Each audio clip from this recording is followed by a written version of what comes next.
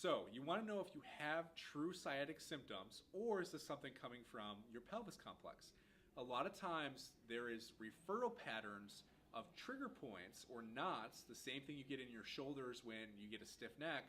You have the same thing that can happen in your lower body in those muscles that surround your pelvis.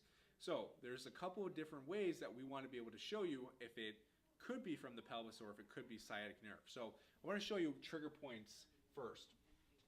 So when we look at this diagram, which is a diagram of where trigger points or dysfunctional muscle tissue can send referral patterns, we're looking at these two figures.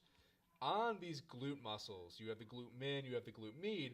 If we look at where there's dysfunction, where the X is, the red is where people reported that they had pain. So if you're looking at those hip muscles that are dysfunctional, one is shooting down the leg on the outside all the way to the foot, and one is shooting into that glute area down the back of the leg, right to the back of the knee. That is the exact same places that people that have sciatic symptoms report that they're having issues. Now, how do we decipher the two? How do we know if we are having actual sciatic nerve symptoms versus something that is related more to our muscles? Well, number one is it can relate to neurologic symptoms.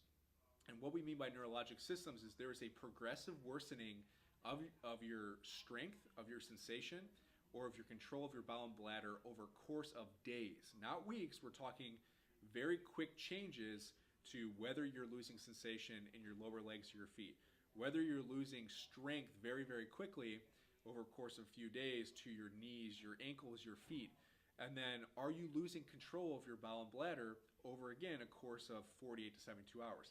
If those things are happening, then there is truly something neurologically happening that you need to have assessed. You need to have MRIs, you need to have imaging to see what's truly going on, if this is at the spine or if this is at a sciatic nerve or another nerve related to those areas. Now, if you don't have those things, then you can get assessed to see, is this truly coming from my back, where the origination of the sciatic nerve, is the sciatic nerve getting pinched somewhere, or is this because I have some type of referral symptom from musculature that's not firing correctly? And that is what needs to be assessed, and the easiest way to assess that, once you've ruled out it's not neurologic, is looking at the hip range of motion. If you have stiffness in your hips, then it's almost certain that there's something that could be going on within that hip complex that could be creating some of these issues. Again, we're not sure if it's sciatic nerve or if it's related to the hip, but we at least now know that if my hip is stiff, then it's contributing to something, contributed to the symptoms that you're having. So if you are having that, the biggest thing you want to do is to get assessed, whether you do the assessment yourself, looking at your hip range of motion, or have a movement professional do it for you. But after that, then you can start deciphering, all right, how do I get my hips loose?